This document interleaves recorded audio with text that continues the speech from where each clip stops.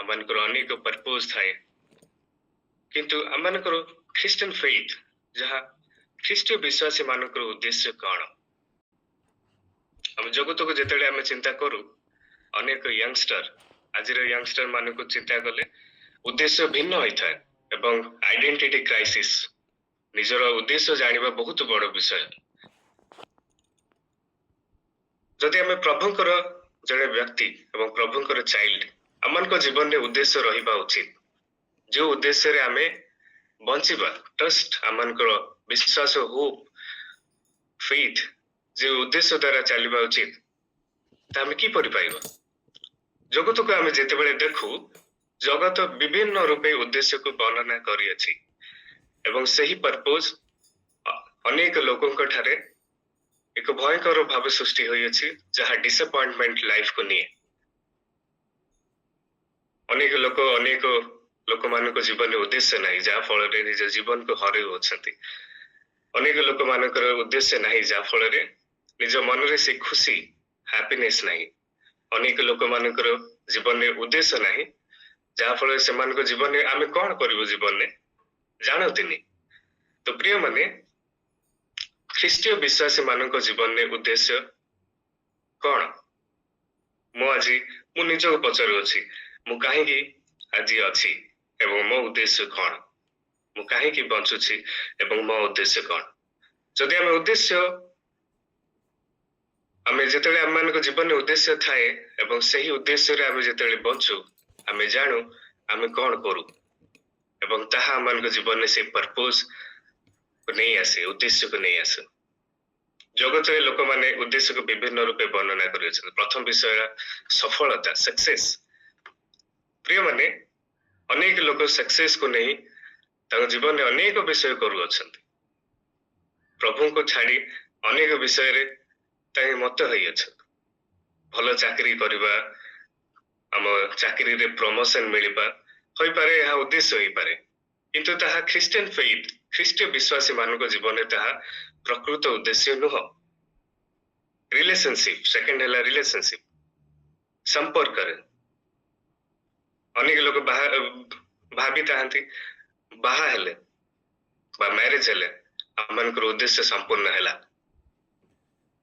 ଏବଂ ତୃତୀୟ ବିଷୟ ହେଲା ମନି, ଫାଇନାନ୍ସ, ଯାହା ଟଙ୍କା। ଅନେକ ଲୋକ ଚିନ୍ତା କରନ୍ତି, ଯଦି ମୋ ଜୀବନରେ ପଇସା ଅଛି, ମୋ ଜୀବନରେ ଅନେକ ବିଷୟ ଅଛି, ତ ମୋ ଜୀବନରେ ଉଦ୍ଦେଶ୍ୟ ଅଛି, ତାହା ହେଉଛି ସବୁଠାରୁ ବଡ଼ ବିଷୟ ବୋଲି ଅନେକ ଲୋକ ଭାବନ୍ତି। କିନ୍ତୁ ଏହିସବୁ ଲକ୍ଷ୍ୟ ପୂରଣ ହେବା ପରେ ମଧ୍ୟ ଅନେକ ଲୋକ ଚିନ୍ତା କରନ୍ତି, ଅନେକ ଲୋକ କଳ୍ପନା କରନ୍ତି ଏକ ଉଦ୍ଦେଶ୍ୟ ନଥିବା ଜୀବନ। ସକ୍ସେସ୍, ରିଲେସନସିପ୍, ମନି ସବୁକିଛି ଥାଏ, କିନ୍ତୁ ଜୀବନରେ ଉଦ୍ଦେଶ୍ୟ ନଥାଏ ଏବଂ ତାହା ସବୁଠାରୁ ବଡ଼ ଦୁଃଖର ବିଷୟ। କିନ୍ତୁ ଖ୍ରୀଷ୍ଟୀୟ ଜୀବନରେ ଉଦ୍ଦେଶ୍ୟ ରହିଅଛି ଏବଂ ଖ୍ରୀଷ୍ଟୀୟ ଜୀବନର ଉଦ୍ଦେଶ୍ୟ ଆମମାନଙ୍କୁ ସଫଳତା ଦେଇଥାଏ ଏବଂ ଉତ୍ତମ ଫେଲୋସିପ୍ ଆମମାନଙ୍କ ଜୀବନରେ ଦେଇଥାଏ। ଆମମାନଙ୍କ ଜୀବନରେ ଦୈନନ୍ଦିନ ଜୀବନରେ ଯାହା ଆବଶ୍ୟକ ପ୍ରତ୍ୟେକ ବିଷୟ ଦେଇଥାଏ ଏବଂ ଖ୍ରୀଷ୍ଟିଆନ ଫେଥ୍ ସବୁଠାରୁ ବଡ଼ ବିଷୟ। ଖ୍ରୀଷ୍ଟୀୟ ବିଶ୍ୱାସ, ଖ୍ରୀଷ୍ଟିଆନ ପର୍ପୋଜ ଆମମାନଙ୍କ ଜୀବନରେ ରହିବା ଉଚିତ। କାରଣ ପ୍ରତ୍ୟେକ ଜାତି ବର୍ଗ ଏ ଜଗତରେ ଆମେ ଅନେକ ବିଷୟ ଦେଖୁଅଛୁ, କିନ୍ତୁ ଲୋକମାନଙ୍କ ଜୀବନରେ ସେଇ ଉଦ୍ଦେଶ୍ୟ ଦେଖାଯାଏ ନାହିଁ, ଯେଉଁ ଉଦ୍ଦେଶ୍ୟ ଆମମାନଙ୍କ ଖ୍ରୀଷ୍ଟିଆନ ଫେଥ୍ରେ ଅଛି। ଯେଉଁମାନେ ଆମେ ଖ୍ରୀଷ୍ଟୀୟ ବିଶ୍ୱାସୀ ମାନେ, ଆମମାନଙ୍କ ଜୀବନରେ ଉଦ୍ଦେଶ୍ୟ ରହିଅଛି। ସେଥିପାଇଁ ଏକ ଖ୍ରୀଷ୍ଟିଆନ ଫେଥ୍ ହେଉଛି ବହୁତ ଇମ୍ପୋର୍ଟାଣ୍ଟ। ଆମମାନଙ୍କ ଜୀବନରେ ପ୍ରଭୁ ଉଦ୍ଦେଶ୍ୟ ଦେଇଅଛନ୍ତି। ମୁଁ କିଛି ଦିନ ତଳେ ଗୋଟେ ବହି ପଢୁଥିଲି, ତାହା ହେଉଛି ଦ ପର୍ପୋଜ ଡ୍ରିଭେନ୍ ଲାଇଫ୍, ଯାହା ଲେଖା ଅଛି, ଲେଖକ ଅଛନ୍ତି ରିକ୍ ୱାରେନ୍। ସେ ଏ ପ୍ରକାର ଭାବେ ଲେଖିଅଛନ୍ତି ଉଦ୍ଦେଶ୍ୟକୁ ନେଇ, ଯାହାଦ୍ୱାରା ଅନେକ ଲକ୍ଷ ଲକ୍ଷ ଲୋକ ତାଙ୍କ ଜୀବନର ଉଦ୍ଦେଶ୍ୟକୁ ପାଇଲେ, ତାଙ୍କ ଜୀବନର ପର୍ପୋଜ କ'ଣ ପାଇଲେ। ଆଉ ଜୀବନର ଉଦ୍ଦେଶ୍ୟ ପାଇବା ହେଉଛି ସବୁଠାରୁ ବଡ଼ ବିଷୟ ଏବଂ ତାହା ହିଁ ଆମମାନଙ୍କ ଜୀବନରେ ଏକ ଖୁସି ଦେଇଥାଏ, ଆଶା ଦେଇଥାଏ, ଆମମାନଙ୍କ ଜୀବନରେ ସଫଳତା ଦେଇଥାଏ। ରିକ୍ ୱାରେନ୍ ଏ ପ୍ରକାର କହନ୍ତି, ଯାହା ଇଂରାଜୀରେ ଲେଖା ଅଛି, the purpose of your life is far greater than your own personal fulfilment, your peace of mind and even your happiness. It's far greater than your family, your career, or even your wildest dream or ambitions. तो purpose of उद्देश्यमय जीवन हूँ सबुठारु बड़ विषय जहाँ personal fulfilment जहाँ piece of mind जहाँ आम जीवन में हैप्पीनेस जहाँ खुशी कहू एवं जीवन में फैमिली कैरियर प्रत्येक विषय ठारू पुणी उद्देश्य हूँ सबुठारु बड़ जहाँ आम प्रभु ठारे ही ताहा पाऊ ଆଉ ସେହି ଉଦ୍ଦେଶ୍ୟ ଆମେ ସକ୍ସେସ୍ ମାଧ୍ୟମରେ ଜଗତର ରିଲେସନ ମାଧ୍ୟମରେ ଏବଂ ଟଙ୍କା ମାଧ୍ୟମରେ କେବେ ମଧ୍ୟ କେହି ଜଣେ ବ୍ୟକ୍ତି ପାଇପାରେନି କାରଣ ସେହି ଉଦ୍ଦେଶ୍ୟ ପ୍ରଭୁଙ୍କ ଠାରୁ ଆସେ ତ ସେହି ଉଦ୍ଦେଶ୍ୟ କ'ଣ ଆଜି ବାକ୍ୟ ଦ୍ୱାରା ଆମେ ଚିନ୍ତା କରିବା ଆଜି ମୁଁ 5ଟି ବିଷୟ ମୁଁ କହିବାକୁ ଯାଏ ପ୍ରଥମରେ ଆମେ ପ୍ରଭୁଙ୍କୁ ଜାଣିବା ହେଉଛି ଉଦ୍ଦେଶ୍ୟ ଏବଂ ପ୍ରଭୁଙ୍କ ପାଇଁ ବଞ୍ଚିବା ହେଉଛି ସବୁଠାରୁ ବଡ଼ ଉଦ୍ଦେଶ୍ୟ ଅନେକ ଲୋକ ଏହା ଜାଣିପାରନ୍ତିନି ଏବଂ ଯେତେବେଳେ ଜୀବନର ଶେଷ ନିଶ୍ୱାସ ଆସେ ସେତେବେଳେ ପ୍ରଭୁଙ୍କୁ ଡାକନ୍ତି ପ୍ରଭୁ ମୁଁ ତୁମ ଉଦ୍ଦେଶ୍ୟକୁ ମୁଁ ଜାଣିପାରିଲିନି ତ ଯଦି ଆମେ ପ୍ରଭୁଙ୍କ ଉଦ୍ଦେଶ୍ୟକୁ ଆମେ ଜାଣୁ ତ ଆମମାନଙ୍କ ଜୀବନରେ ଆମେ କ'ଣ କରିବା ଉଚିତ ଆମେ ଭଲ ରୂପେ ଆମେ ଜାଣିଥାଉ ତ 5ଟି ବିଷୟ ହେଲା ପ୍ରଥମ ହେଲା ୱର୍ସିପ୍ ସେକେଣ୍ଡ ହେଲା ଫେଲୋସିପ୍ थर्ड है डिसाइपलशिप फोर्थ है मिनिस्ट्री मिशन जहाँ उपासना संगति शिष्यत्व सेवा और मिशन ये 5टी विषय ख्रिस्टियन विश्वासी मानक सबुठारु पृथक करे ये जगत रे अनेक लोक अछंती अनेक वर्ग जाति अनेक विषय अछंती किंतु आमनको जीवन काहे की पृथक करे यही 5टी विषय निमंते उपासना संगति शिष्यत्व सेवा एवं मिशन तो प्रिय माने वाक्य को आम पढ़ा ये उद्देश्य को नहीं वाक्य कौन कहे एवं आम जीवन में आम किपर चिंता करवा मो सह खोलतु जिरिमिया पुस्तक तार 29 पर्व 11 एठार ए प्रकार लेखा अछि जिरिमिया 29 पर्व तार 11 कारण सदाप्रभु कहती तुम मान पक्ष आम जे सकल संकल्प करियछु ताहा आमे जानू तुम अंतिम काल रे तुम मानक भरोसा देवा निमंते से सब अमंगल नुहे किंतु मंगलर संकल्प अटे एवं कलसीय पुस्तक तार 1 पर्व तार 10 अध्याय प्रकार लेखा अछि कलसीय तार 1:10 समस्त आत्मिक ज्ञान और बुद्धि रे प्रभु को सब प्रकार संतुष्ट करबा निमंते ताहाको यज्ञ आचरण कर अर्थात ईश्वर को तत्व ज्ञान रे बढ़ी समस्त सत्कर्मर फल रे फलवान हुओ एवं रम्य पुस्तक तार 8 पर्व 28 अध्याय प्रकार लेखा अछि जो माने ईश्वर को प्रेम करती जो माने ताहाको संकल्प अनुसार आहुत होई अछंती ईश्वर जे समस्त विषय रे समानकर मंगल साधन करती यह आमे माने जानू तो यही विषय जेतेबेले आमे पढ़ू प्रभुंकर अनेक विषय आमे एठारे देखि पारुछु उद्देश्य हमें तुम निमंते एक मंगलर संकल्प रखियछु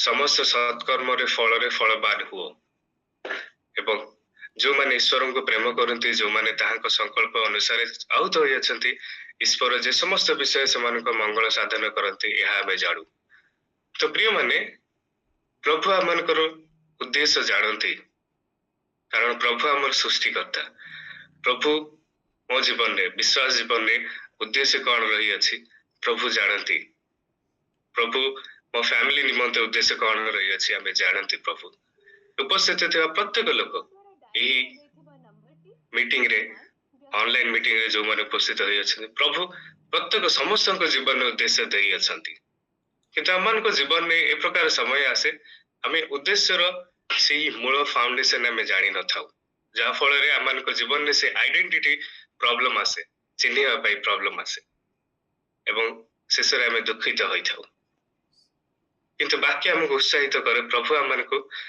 एक उद्देश्यमय जीवन बंचिया पाई जदि विश्वास बंचु अछि विश्वास जीवन में प्रभु से उद्देश्य रखि अछंती जदि मो भाई बंचु अछि ता निमंते उद्देश्य रखि अछंती उपस्थित थिबा समस्त निमंते तो सही उद्देश्य जेतेबेले आमे चिन्हू हमें जानू आमे कोन करबा उचित और ताहा आमनको एक उत्तम सफलता उत्तम रिलेशनशिप उत्तम आमनको जीवन में जहाँ आवश्यकता है प्रभु आमनको दियंते तो प्रिय माने प्रथम विषय आमे देखिबा ताहा होची वर्शिप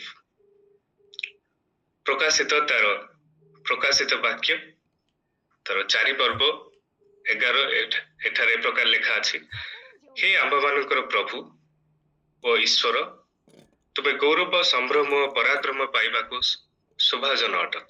ତୁମେ ସମସ୍ତ ସୃଷ୍ଟି କରିଅଛ ଆଉ ତୁମ ଇଚ୍ଛାରେ ସେହି ସବୁ ସତ୍ପ ପ୍ରାପ୍ତ ହୋଇ ସୃଷ୍ଟ ହୋଇଅଛି। ଆଉ ରୋମିଓ ପୁସ୍ତକ ତାର 12 ପର୍ବ 1 ଏ ପ୍ରକାର ଲେଖା ଅଛି, ଅତଏବ ହେ ଭାଇମାନେ, ମୁଁ ତୁମମାନଙ୍କୁ ଈଶ୍ୱରଙ୍କ ଦୟା ହେତୁ ବିନତି କରୁଅଛି, ତୁମେମାନେ ଆପଣ ଆପଣ ଶରୀରକୁ ସଜୀବ, ପବିତ୍ର ଓ ଈଶ୍ୱରଙ୍କ ସୁଗ୍ରାହ୍ୟ ବଳି ରୂପେ ଉତ୍ସର୍ଗ କର। ଏହା ତ ତୁମମାନଙ୍କର ଯୁକ୍ତିଯୁକ୍ତ ଉପାସନା। ତ ୱାର୍ସିପ୍ ହେଉଛି ଏକ ଖ୍ରୀଷ୍ଟିଆନ ବିଶ୍ୱାସୀ ମାନଙ୍କ ଜୀବନରେ ମୂଳଦୁଆ ଏବଂ ଉଦ୍ଦେଶ୍ୟ। ଆମମାନଙ୍କ ଜୀବନରେ ଆମେ କିପରି ୱାର୍ସିପ୍ କରିବା ଉଚିତ?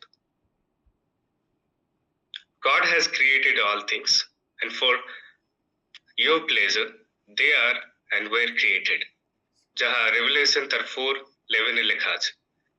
ତ ପ୍ରଭୁ ପ୍ରତ୍ୟେକ ବିଷୟ ସୃଷ୍ଟି କରିଅଛନ୍ତି। ଆମ ଜୀବନରେ ଆମେ ଯେତେବେଳେ ଆମେ ଅନେକ ବିଷୟ ଆମେ ଦେଖୁ, ଏ ଜଗତକୁ ଦେଖୁ, ଲୋକମାନଙ୍କୁ ଦେଖୁ, ଗଛ ଲତା ପାହାଡ ଝରଣା ଯାହା ମଧ୍ୟ ଆମେ ଦେଖୁ, ପ୍ରଭୁ ପ୍ରତ୍ୟେକ ବିଷୟ ସୃଷ୍ଟି କରିଅଛନ୍ତି ଏବଂ ସେ ସୃଷ୍ଟିର ଉଦ୍ଦେଶ୍ୟ ରହିଅଛି।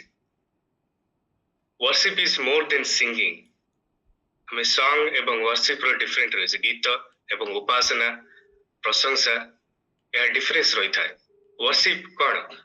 ୱାର୍ସିପ ହେଉଛି ଆମେ ପ୍ରଭୁଙ୍କୁ ଧନ୍ୟବାଦ ଦେବା, ପ୍ରଭୁଙ୍କୁ ତାଙ୍କୁ ପ୍ରଶଂସା କରିବା, ପ୍ରଭୁଙ୍କର ସୃଷ୍ଟି ବସ୍ତୁକୁ, ପ୍ରଭୁଙ୍କର ସେଇ କ୍ୟାରେକ୍ଟରକୁ, ପ୍ରଭୁଙ୍କ ସେଇ ମହାନତାକୁ ଆମେ ୱାର୍ସିପ କରିବା। ଏବଂ ୱାର୍ସିପ ହେଉଛି ପ୍ରତ୍ୟେକ ଖ୍ରୀଷ୍ଟିଆନ ବିଶ୍ୱାସୀ ମାନଙ୍କ ଜୀବନରେ ଏକ ଲିଭିଂ ଷ୍ଟାଇଲ ଏବଂ ଲାଇଫ ଷ୍ଟାଇଲ ହେବା ଉଚିତ।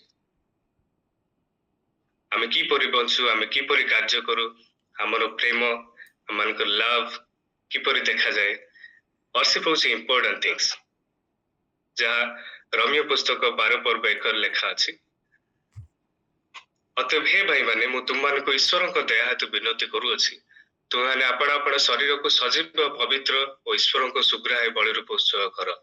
ଆମମାନଙ୍କ ଶରୀରକୁ ଈଶ୍ୱରଙ୍କ ନିକଟରେ ସଜୀବ ରୂପେ, ପବିତ୍ର ରୂପେ, ଏକ ସୁଗ୍ରାହ୍ୟ ବଳି ରୂପେ ଯେତେବେଳେ ଆମେ ଉତ୍ସର୍ଗ କରୁ, ତାହା ହେଉଛି ୱାର୍ସିପ।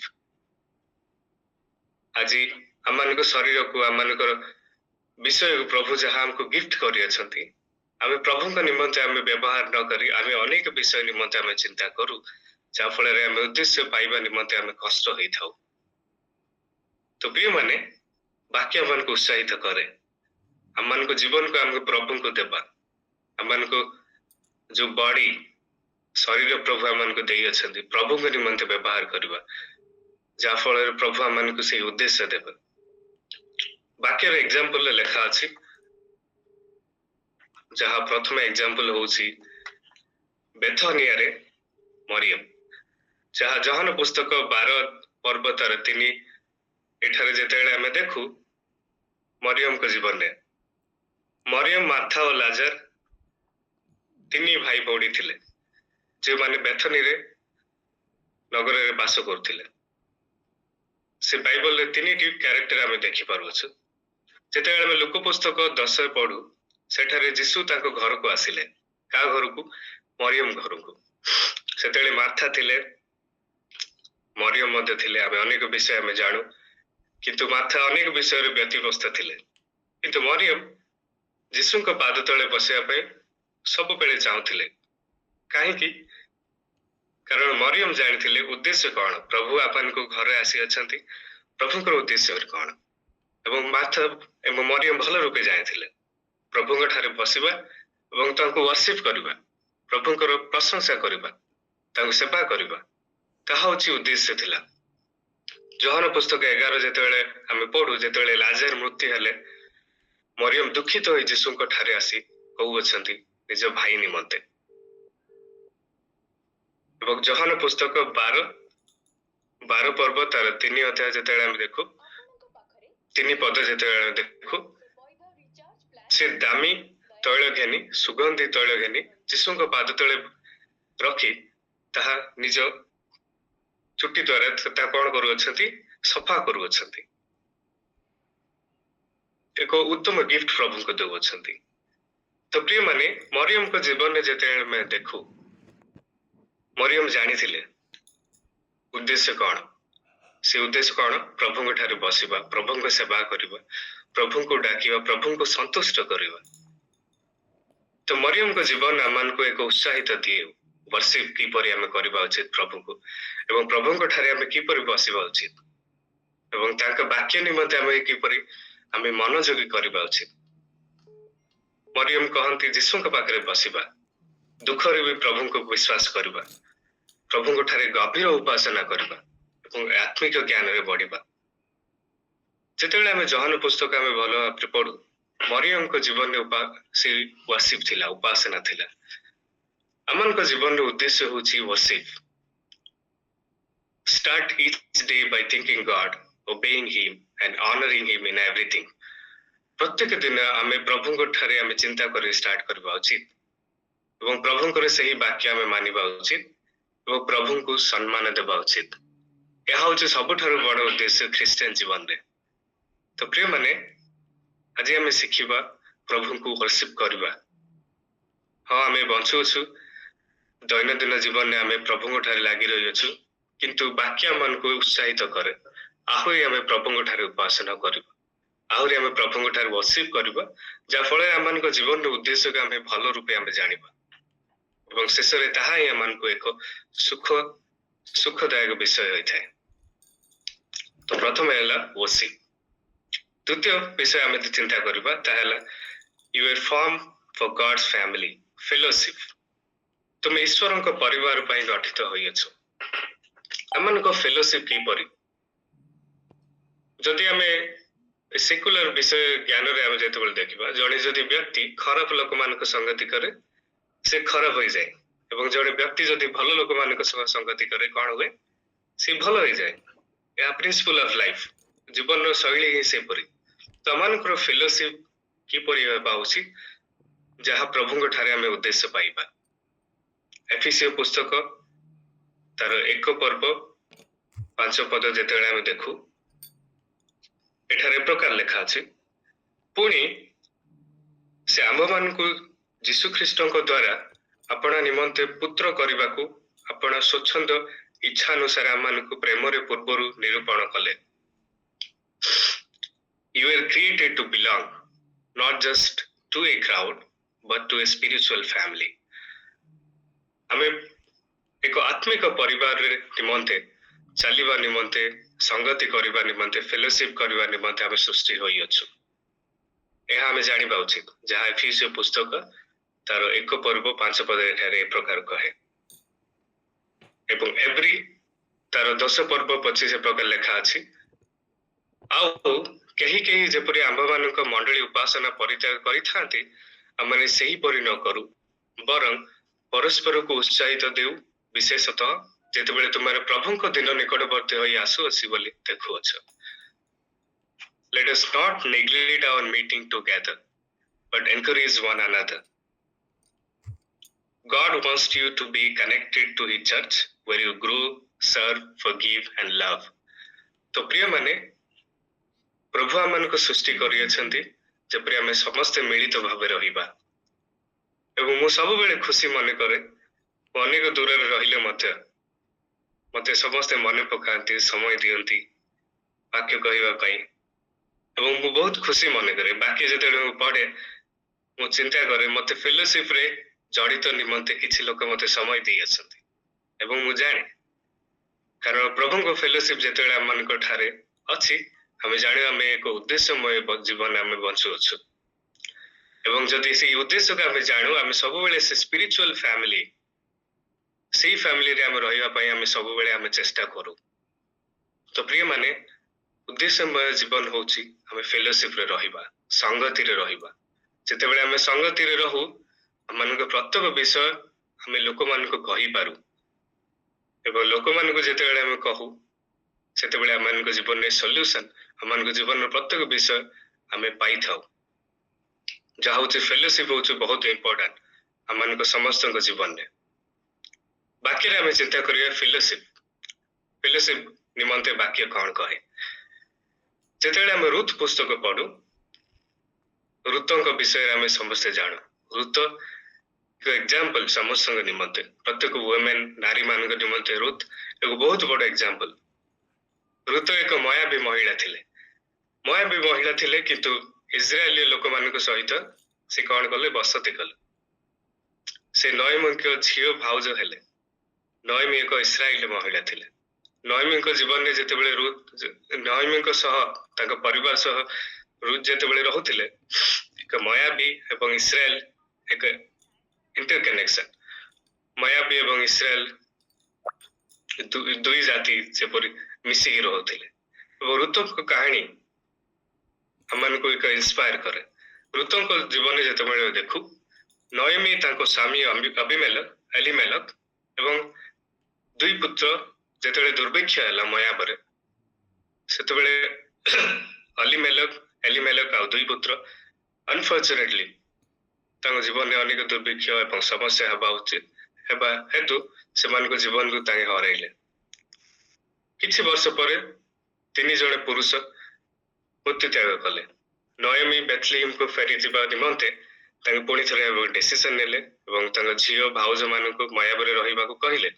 जेतेबले नयमी के जीवन में देखू नयमी अर्फा एवं रुथ को कहू अछंती तुम निज निज गृह को चली जाओ कारण मो स्वामी पुत्र माने मरी जाई अछंती एवं हम एकाकी हम किपर रही पारे हम फेलोशिप रे हम किपर रही पारबा।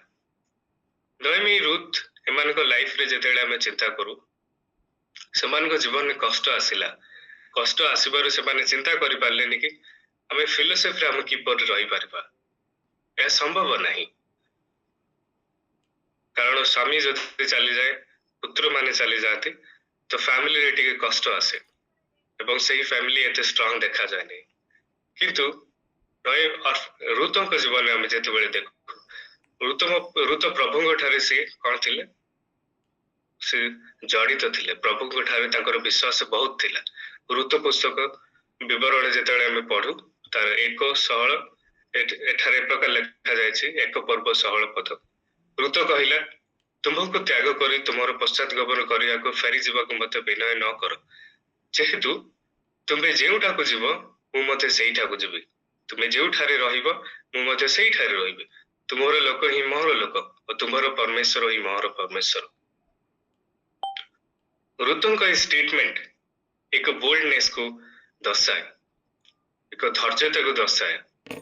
रुतंक जीवन में आम जिते देखू रुत भाया कष्ट जदि आम जीवन में आसता आम से डिसीजन आम जीवन में आम नहीं था कि आम चिंता करबा। किंतु रुतंक जीवन में प्रभु ए प्रकार धैर्य रुतंकर जिते आम देखू रुतंक निष्ठा एवं तांकर चिरस्थायी संपर्क सदा बेले तांको परिवार निमंत थिला। से जानी थिले स्पिरिचुअल फैमिली एवं स्पिरिचुअल फैमिली को आमान को जीवन में केते गुरुत्व देबा उचित आम एठारे आम चिंता कर पारिबा। एवं रुत आमान को इंस्पायर करे। तुम नयमी को कहू अछंती तुमर प्रभु ही मोर प्रभु एवं तुमे जेउठा को जीव मु सेइठा को जीवी। तो फेलोशिप होसी बहुत इंपोर्टेंट आमान को जीवन में संपर्क संगति मनुष्यर संगति मनुष्यर संकल्प सदा बेले एक स्पिरिचुअलनेस को नेबा उचित। प्रभुଙ୍କ दृष्टि रे प्रभुଙ୍କ उद्देश्य कौन आमान को जीवन में आमान को सही फैमिली निमंते जहाँ रुथ को अछंती प्रभुଙ୍କ ठारे आम निष्ठारे रहिबा एवं चिरस्थायी संपर्क प्रभुଙ୍କ ठारे रखिबा उचित। एवं रुतंक जीवन में जेतेबेले देखू तांको जीवन में स्वामी नथिले केही नथिले किंतु ए प्रकार आशीर्वाद हैला रुतंक बयाजଙ୍କ विषय आम जानू एक उत्तम व्यक्ति रुतंक मिलिले। जेतेबेले से क्षेत्र में काम करथिले बयाज रुतंक कैरेक्टर देखिले रुतंक स्वभाव देखिले रुतंक ठारे कोन थिला ए नाइस गिफ्टेड एवं नाइस कैरेक्टर्स उत्तम कैरेक्टर रुतंक ठारे थिला जहा फळे बयाज रुतंक नेले।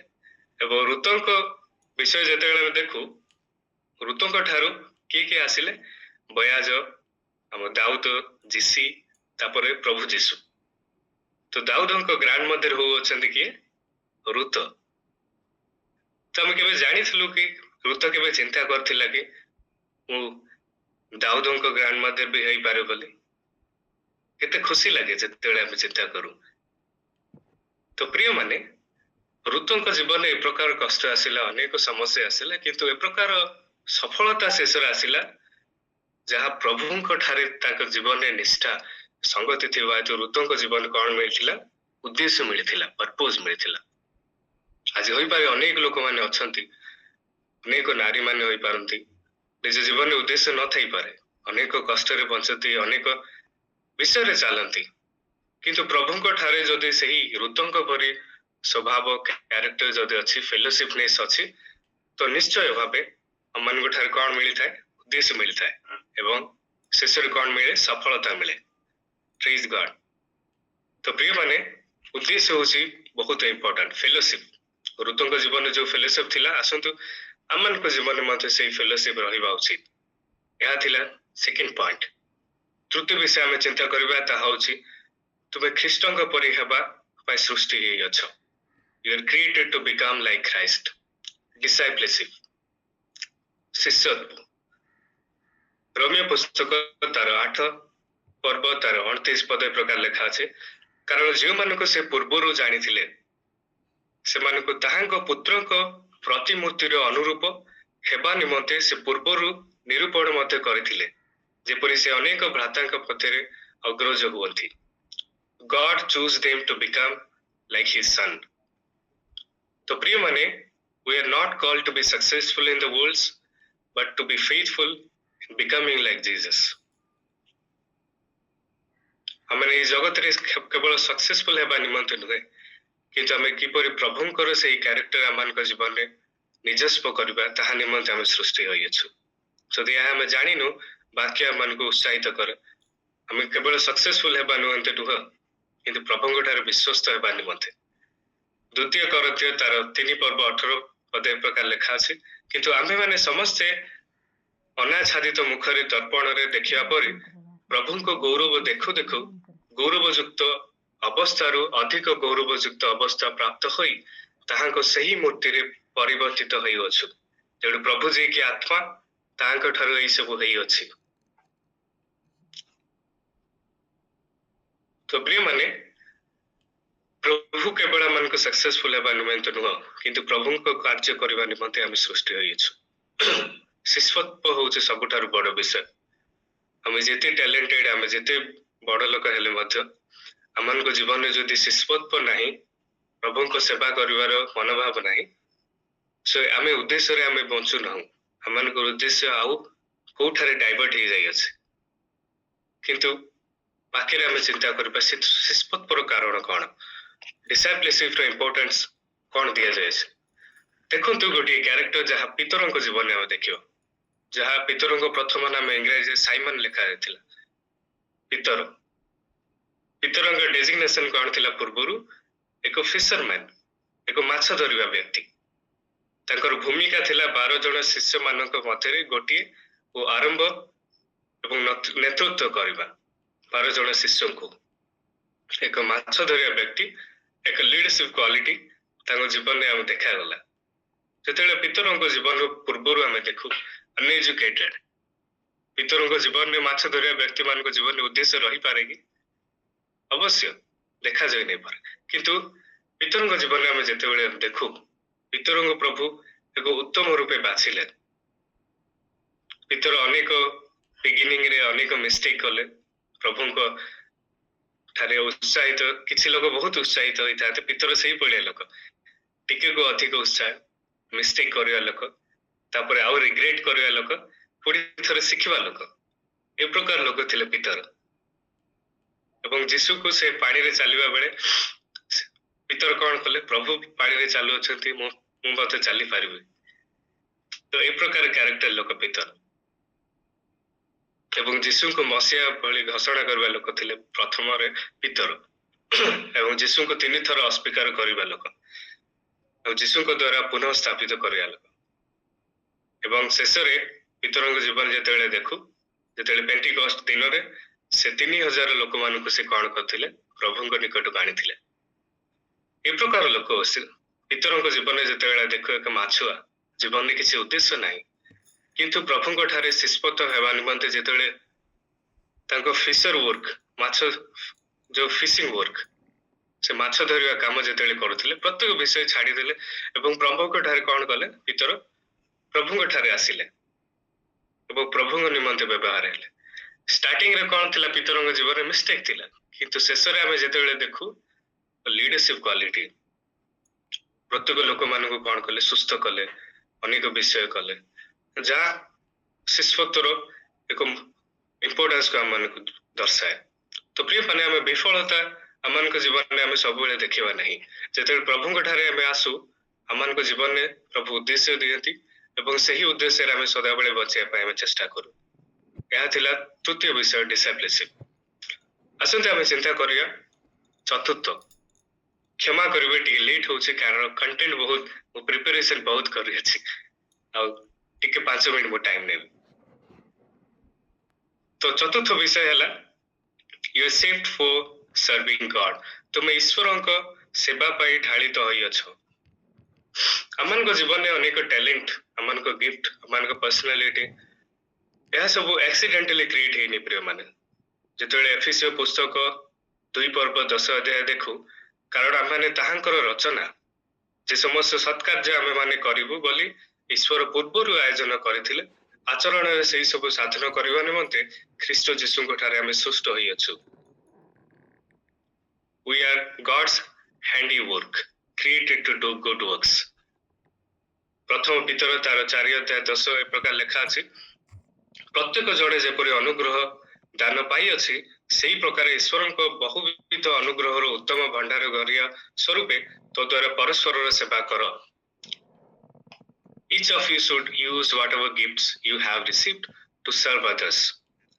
तो आसंतु हम एग्जांपल के जिबा तो आमनकर प्रत्येक टैलेंट स्किल आमनकर नॉलेज प्रभु आमन के जेतेबेले देई अछंती ता प्रभुଙ୍କ निमंते आमे उपयोग करबा उचित। आमनकर गिफ्ट आमनकर टैलेंट जहा नॉलेज आमनकर जीवन रे रही अछि बाइबल रे एक उत्तम एग्जांपल लेखा अछि जहा दरका विषय रे अनेक लोक सुनि छथि दैट अबिथा बोली कहंती दा बाकी मजरे आमे जेतेबेले देखु ता प्रेरित पुस्तक 9 पर्व तार 36 दरकार विषय को अनेक लोक भल रूपे जानती किंतु दरकार कैरेक्टर जेतेबेले मु पढुथली मते मजे सरप्राइज करथिला। हां दरकार पके जीवन रे ए प्रकार स्किल टैलेंट निज जीवन में थिला जहा मान को जीवन में मते सिखिबा उचित। कोन हम जानू कि दरकार नामर अर्थ कोन ता होची हरिणी सौंदर्य ब्यूटी दरकार अर्थ होची सौंदर्य। जेतेबेले दरकार को विषय में देखु से एक दयालु और दीनशील महिला थिले। बाइबल जेतेबेले हमें प्रेरित पुस्तक तार 9 मु गोटी रिक्वेस्ट करबी समस्त को जेतेबेले हमें समय पायु दरकार विषय में पढ़िबा प्रेरित पुस्तक तार 9 जेतेबेले हमें बाइबल मेडिटेट करू अछु समस्त को मु गोटी रिक्वेस्ट दरकार विषय समस्त पढ़ंतु आसी प्रेरित पुस्तक 9 दरकार विषय काहे के आमन को उत्साहित करे हमें देखिबा। दरकार मूल कारण थिला से सदा बेले भल काम करुथिले एवं गरीब मान को सहायता करुथिले। से एक शिष्य थिले। बाइबल रे एक महिला को जा सीधा सड़क भाव लिखा जाए छे एक शिष्य डिसाइपलशिप अनेक महिला मान को हमें देखु वुमेन्स मान को हमें देखु किंतु से मान को कोन शिष्य बोली कहा जाय नै किंतु दरकार को जीवन में हम जेतेबेले देखु शिष्य बोली कहा जाय छे। आपण मन जानते कि दरकार को जीवन में कारण कोन थिला दरकार की प्रकार कार्य करथिले दरकार ए प्रकार कार्य करथिले से अनेक लोक मान को कोन करथिले विधवा मान को दरिद्र मान को दिनहीन मान को अब जो मान को ठारे किछि नथिला जो मान को जीवन में पिंधिया पाई नथिला खाइबा पाई नथिला ए प्रकार लोक मान को दरकार कोन करथिले प्रेम करथिले जा फल दरकार को जीवन में ए प्रकार समय आसिला दरकार कोन कले मृत्युवरण कले दरकार जेते मृत्युवरण कले अनेक विधवा माने तांग घर को आसिले तांको सहस दरकार को निकट में अनेक क्रंदन कले दुखित हेले एवं दरकार को जीवन में जेते देखु दरकार को जीवन एक मिनिस्ट्री रो स्वभाव थिला मिशन वर्क रो स्वभाव थिला जा फल विधवा मान को चिंता करथिला। आज अनेक लोक माने अछु ଅନେକ ଲୋକମାନେ ବିଧବା ମାନଙ୍କ ନିମନ୍ତେ ଚିନ୍ତା କରନ୍ତି ନାହିଁ, କିନ୍ତୁ ଦରକାରଙ୍କ ଜୀବନରେ ଯେତେବେଳେ ଦେଖୁ ଦରକାର ଏକ ଉଦ୍ଦେଶ୍ୟମୟ ଜୀବନ ଥିଲା ଦରକାରଙ୍କ ଜୀବନରେ। ସେ ଜାଣିଥିଲେ ସେ ଡିଗ୍ନିଟି ଦଉଥିଲେ ୱିଡୋ ମାନଙ୍କୁ, ବିଧବା ମାନଙ୍କୁ କଣ କରୁଥିଲେ? ପ୍ରତିଭା ପ୍ରେମ କରୁଥିଲେ। ଡିଗ୍ନିଟି ଦେବା ଏକ ବହୁତ ବଡ ବିଷୟ ଏବଂ ତାଙ୍କ ପାଖେ ଏ ପ୍ରକାର ସ୍କିଲ୍ ଥିଲା, ସେ ନିଜେ ପୋଷାକ କଣ କରୁଥିଲେ? ସିଲଉଥିଲେ ଏବଂ ସେହି ପୋଷାକ ଦ୍ୱାରା ଅନେକ ଲୋକମାନଙ୍କୁ କଣ କରୁଥିଲେ? ବିଧବା ମାନଙ୍କୁ ଦଉଥିଲେ, ବସ୍ତ୍ର ଦଉଥିଲେ ପିନ୍ଧିବା ପାଇଁ, ଅନେକ ଶାଢୀ ଯାହା ଆମେ କହିପାରୁ ଅନେକ ବିଷୟ ଦଉଥିଲେ, ଯାହା ଦରକାର ଜୀବନରେ ଯେତେବେଳେ ଆମେ ଦେଖୁ ଦରକାରଙ୍କ ଜୀବନରେ ଅନେକ ଲୋକ ପ୍ରଭୁଙ୍କ ଠାରୁ ବିଶ୍ୱାସ କଲେ ଏବଂ ଦରକାରଙ୍କ ଯେତେବେଳେ ମୃତ୍ୟୁ ହେଲା ତ କିଏ ଆସିଲେ ଜାଣନ୍ତି କି? ପିତର ଆସିଲେ ଏବଂ ପିତର ଯେତେବେଳେ ତାଙ୍କ ଘରକୁ ଆସିଲେ ପିତର ପ୍ରାର୍ଥନା କଲେ, ପୁଣି ଥରେ ଦରକାର ସେ ପୁଣି ଥରେ ଉଠିଲେ, ଜୀବନ ପାଇଲେ। ତ ଦରକାର ଆମମାନଙ୍କୁ ଏ ପ୍ରକାର ବିଷୟ ଶିଖାଏ ଆମମାନଙ୍କ ଜୀବନରେ ଆମେ ଉଦ୍ଧାରିତ ହେବା ଉଚିତ। ଯୋଉମାନେ ଦୁଃଖରେ ଅଛନ୍ତି, ଦରିଦ୍ରତାରେ ଅଛନ୍ତି, ଯୋଉମାନଙ୍କ ଜୀବନରେ ଖାଇବା ପାଇଁ ପିନ୍ଧିବା ପାଇଁ ନାହିଁ, ଅନେକ ଲୋକମାନେ ଅଛନ୍ତି ଆଜି। କେବଳ ଆମମାନଙ୍କ ଜୀବନ ପାଇଁ ବଞ୍ଚିବା ନାହିଁ, କିନ୍ତୁ ଆମେ ଦରକାର ସେ ମିନିଷ୍ଟ୍ରି ଓରିଏଣ୍ଟେଡ, ସେ ମିନିଷ୍ଟ୍ରି ମାଇଣ୍ଡେଡ ଯେପରି ଥିଲା ଦରକାରଙ୍କ ଜୀବନରେ ସେହିପରି ଜୀବନ ଆମମାନଙ୍କ ହେବା ଉଚିତ। ଏହା ଥିଲା ମିନିଷ୍ଟ୍ରି। ତ ଲାଷ୍ଟ ପଏଣ୍ଟ ହଉଛି ତାହା ହଉଛି ମିଶନ ଇଭାଞ୍ଜେଲିଜମ। ମାଥିୟ ପୁସ୍ତକ ତାର 28 ଅଧ୍ୟାୟ ଲେଖା ଅଛି, ଯାହା ଅତଏବ ତୁମାନେ ଯାଇ ସମସ୍ତ ଜାତିର ଲୋକଙ୍କୁ ପିତା ପୁତ୍ର ଓ ପବିତ୍ର ଆତ୍ମାଙ୍କ ନାମରେ ବାପ୍ତିସ୍ମ ଦିଅ। ଏବଂ ଦ୍ୱିତୀୟ କରନ୍ତୀୟ ତାର 5 ପର୍ବ ତାର 20 ପଦ ପ୍ରକାର ଲେଖା ଅଛି, ଅତଏବ ଈଶ୍ୱର ଆମ୍ଭମାନଙ୍କ ଦ୍ୱାରା ଆହ୍ୱାନ କରୁଥିବାର ଆମମାନେ ଖ୍ରୀଷ୍ଟଙ୍କ ପକ୍ଷରେ ରାଜଦୂତଙ୍କ କର୍ମ କରିଅଛୁ। ଖ୍ରୀଷ୍ଟଙ୍କ ପକ୍ଷରୁ ଆମେମାନେ ନିବେଦନ କରିଅଛୁ, ତୁମେ ଈଶ୍ୱରଙ୍କ ସହିତ ସମ୍ମିଳିତ ହୁଅ। ତ ପ୍ରିୟମାନେ, ସମୀରଣିଆ ସ୍ତ୍ରୀଙ୍କ ଜୀବନରେ ଆମେ ଯେତେବେଳେ ଦେଖୁ ଇଭାଞ୍ଜେଲିଜମ, ସେ ଯେତେବେଳେ କୂପକୁ ଗଲେ, ଜାକବର କୂପରେ, ସେତେବେଳେ ପ୍ରଭୁଙ୍କ ସହ ମିଶିଲେ ଏବଂ ପ୍ରଭୁ ତାଙ୍କ ଜୀବନର ପ୍ରତ୍ୟେକ ପ୍ରଫେସାଇ ଯେତେବେଳେ ପ୍ରଭୁ କଲେ, ସମୀରଣିଆ ସ୍ତ୍ରୀ ଟିକେ ଆଶ୍ଚର୍ଯ୍ୟ ହେଲେ ଏବଂ ତାଙ୍କ ନଗରକୁ ଯାଇ ଅନେକ ଲୋକମାନଙ୍କୁ ସେ କଣ କଲେ?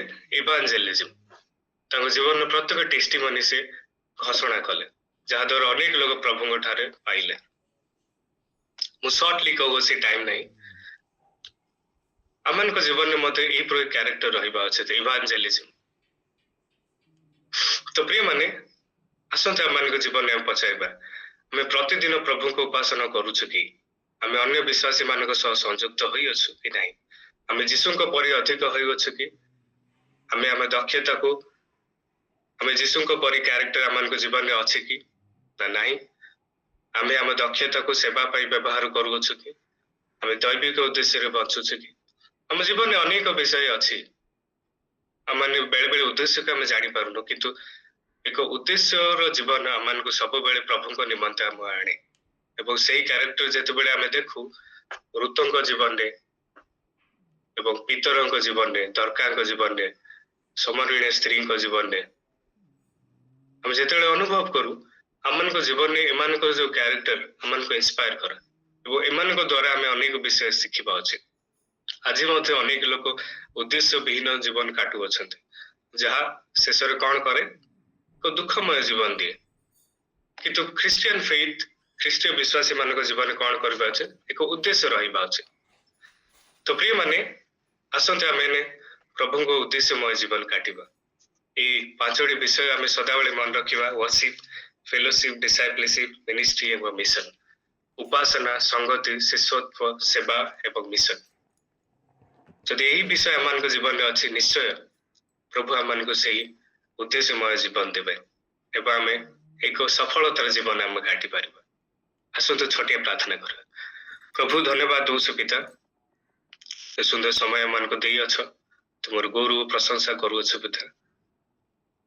ଆମେ ଅନେକ ଲୋକମାନଙ୍କ ଜୀବନରେ ଏକ ଉଦ୍ଦେଶ୍ୟ ବିହୀନ ଜୀବନ ହେତୁ ଅନେକ ଲୋକମାନେ ନିଜ ପ୍ରାଣ ହରାଉଅଛନ୍ତି, ନିଜ ଜୀବନର ମୂଳ କାରଣ ଜାଣିପାରୁନାହାନ୍ତି। କିନ୍ତୁ ପ୍ରଭୁ, ତୁମେ ଆମମାନଙ୍କୁ ଯେ ଉଦ୍ଦେଶ୍ୟ ବିଷୟ ଆମମାନଙ୍କୁ ଦେଇଅଛ, ଆମମାନଙ୍କ ଜୀବନରେ ଯୋଉ ଉଦ୍ଦେଶ୍ୟର ପ୍ରଭୁ କାରଣ ରହିଅଛି, ତାହା ଆମକୁ ବାକ୍ୟ ଦ୍ୱାରା ଦର୍ଶାଇଅଛ। ଉପସ୍ଥିତ ସମସ୍ତଙ୍କୁ ତୁମେ ଏହି ବାକ୍ୟ ଦ୍ୱାରା ଆଶୀର୍ବାଦ କର ଏବଂ ଆମମାନଙ୍କ ଜୀବନରେ ଯେପରି ଫେଲୋସିପ, ଆମମାନଙ୍କ ଜୀବନରେ ସେଇ ମିନିଷ୍ଟ୍ରି ଓରିଏଣ୍ଟେଡ ଲାଇଫ, ଡିସାଇପଲସିପ, ଆମମାନଙ୍କ ଜୀବନରେ ପ୍ରଭୁ ଅନେକ ବିଷୟର ଅଭାବ ରହିଅଛି। ଆମମାନଙ୍କୁ ସାହାଯ୍ୟ କର, ଯେପରି ଆମେ ତୁମଠାରେ ଆମେ ଲାଗି ରହି ତୁମରି ଉଦ୍ଦେଶ୍ୟକୁ ଆମେ ଚାଲି ରହିପାରିବୁ। ଏ ଛୋଟିଆ ପ୍ରାର୍ଥନା ଯୀଶୁଙ୍କ ନାମ ମାଗିଲୁ ପିତା, ଆମେନ୍।